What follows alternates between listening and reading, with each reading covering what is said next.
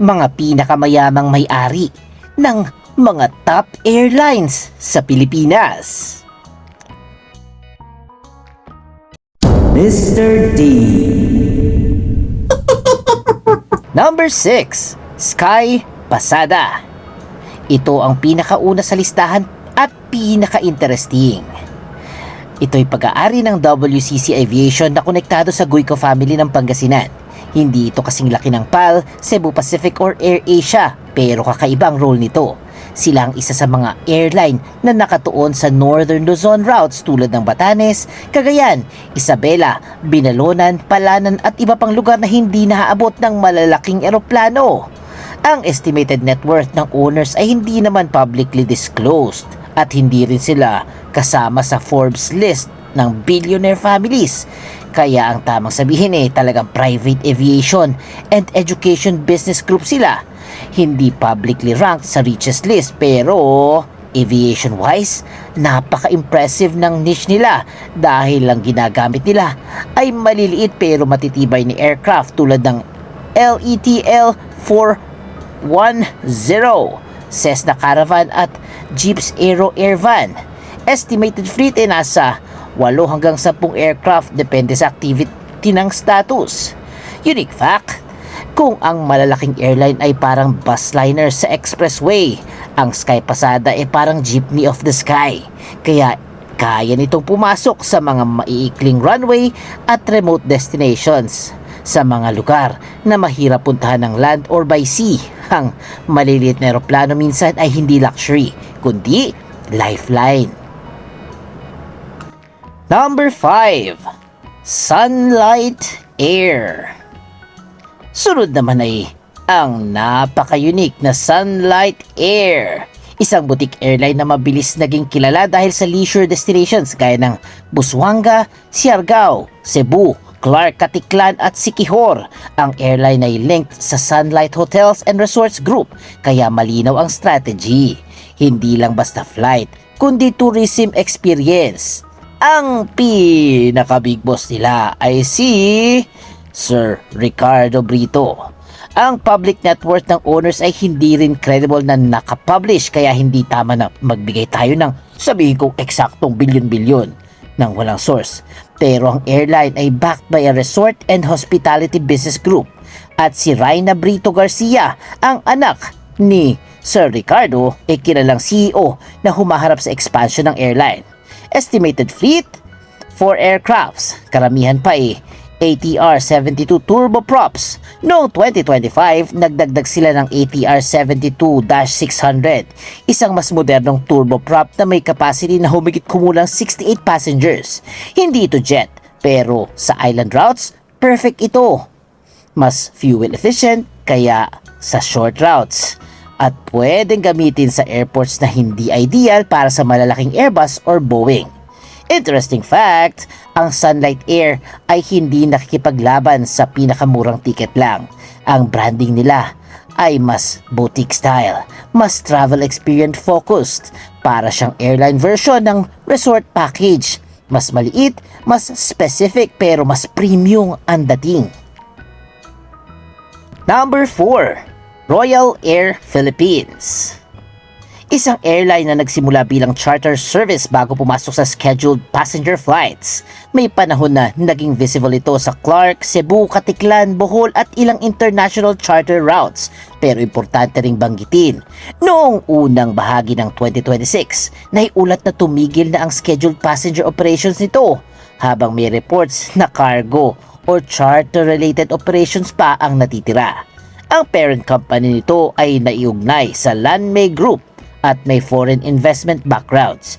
Pero ang network ng controlling owners ay hindi publicly verifiable sa reliable rich list. Pero sigurado kung umaabot to ng bilyon. Kaya sa ranking na ito, hindi sila pwedeng ilagay sa matataas. Pero ang estimated fleet nila 4 hanggang 6 aircrafts kabilang ang Airbus A320 family at A321 fighter type aircraft. Depende sa current operational status.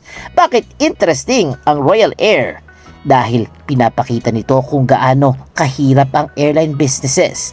Kahit may eroplano ka, hindi ibig sabihin sure profit ka na.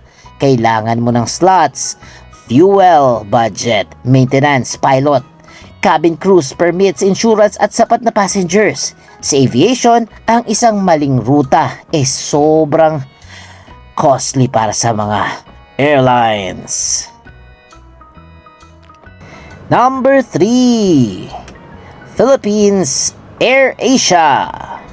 Pagdating sa budget travel, hindi mawawala ang airline na ito.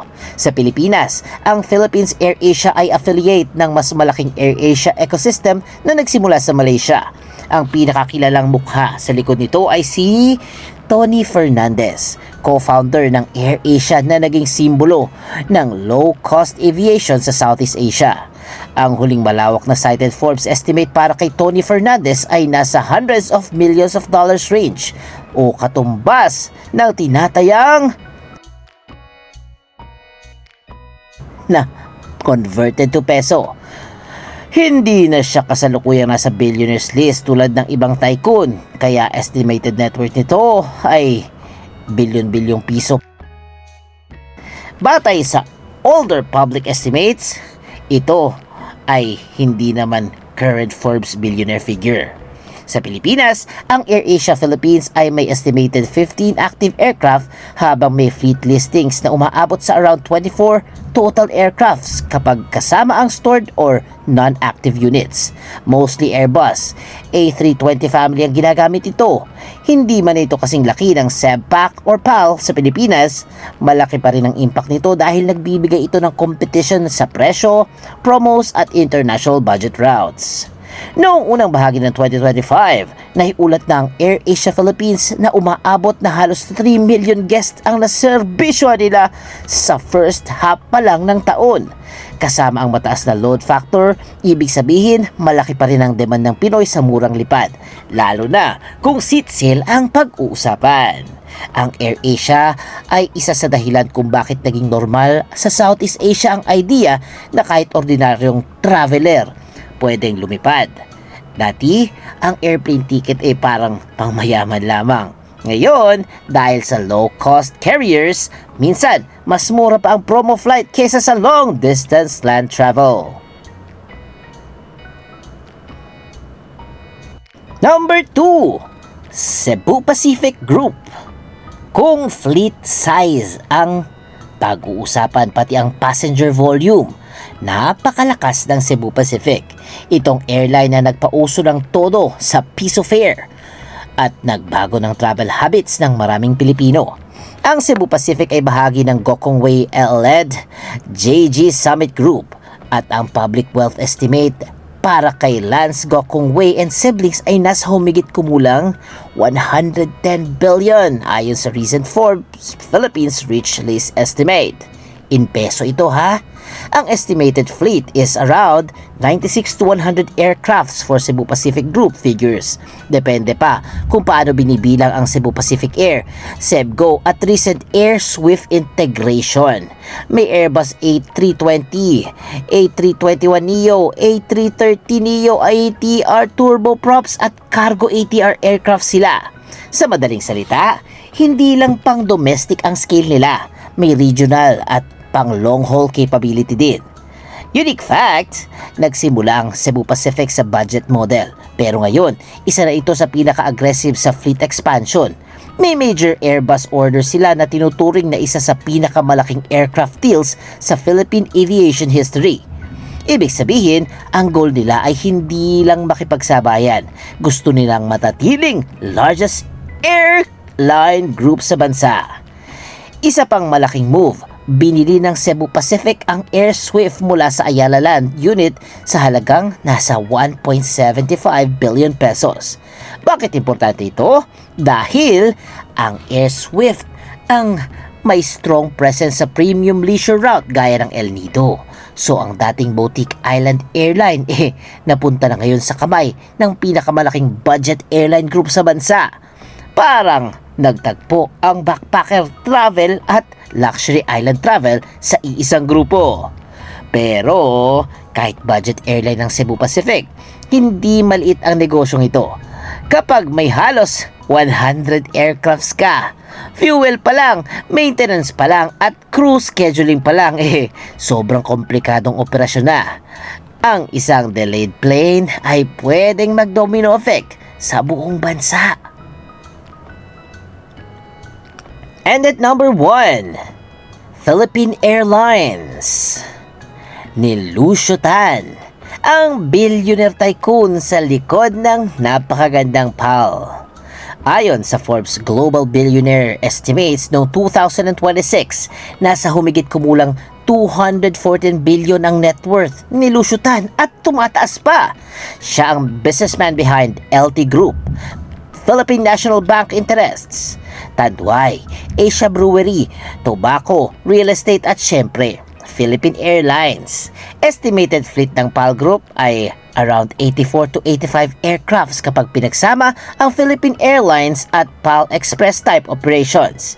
Kasama rito ang Airbus A320 family, A321neo, A330 at marami pang iba like Boeing 777 at turboprops for regional routes. Ibig sabihin, ibang klase ang range ng PAL. Kaya nito magdala ng pasahero mula Manila to Basco, pero kaya rin itong lumipad papuntang North America. Unique fact, ang Philippine Airlines ay isa sa pinaka-iconic na airline sa Asia. Tinatag ito noong 1941 at kilala bilang oldest operating commercial airline sa Asia. Hindi lang ito airline, bahagi ito ng Philippine identity. Kapag nakita mo ang PAL na may araw at kulay ng watawat, parang dala nitong Pilipinas sa bawat airport sa mundo. Noong 2025, nag-post ang PAL ng net income na higit 9.8 billion. May revenues na lampas 183 billion at nagdala ng mahigit 16 million passengers. Ibig sabihin, kahit dumaan sa matinding problema ang global aviation nung pandemic, nakabalik ang PAL sa profitability. Pero ang pinaka-interesting sa story ni Lucio Tan ay hindi lang yaman. Ito ay survival. PAL went through reconstruction or restructuring, debt pressure, global competition at pandemic losses, fuel price swings at matinding competition mula sa low-cost carriers. Pero nandyan pa rin ang flag carrier. Sa aviation, hindi sapat ang mayaman ka. Kailangan matibay ang loob mo. Dahil ang airline business ay isa sa pinakamahal at pinakamapanganib na negosyo sa buong mundo. At bonus trivia lang. Ang Air Swift owner dati, kung isasama ang former owners, malaking pangalan sana ang Zobel de Ayala family. Ang Air Swift ay dating under Ayala Lands, ALI Capital bago ito nabili ng Cebu Pacific.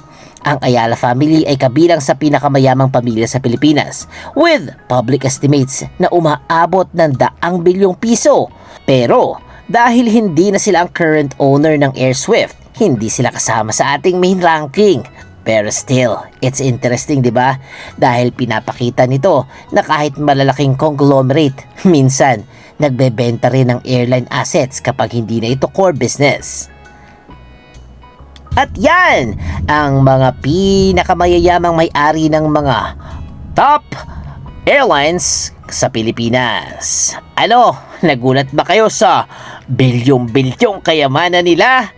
At syempre, kung may favorite kayo na airline dito sa Pilipinas, anong kaya yon? Ako kasi, secret. I-comment nyo na at sasabihin ko din ang akin. At syempre, huwag kalimutan mag-like, mag-share, mag-comment at mag-subscribe na kay Mr. D kasi masayang matuto! The end! Huwag kalimutan i-click ang subscribe button at bell icon ni Mr. D para masaya every day! See you, D-Fam!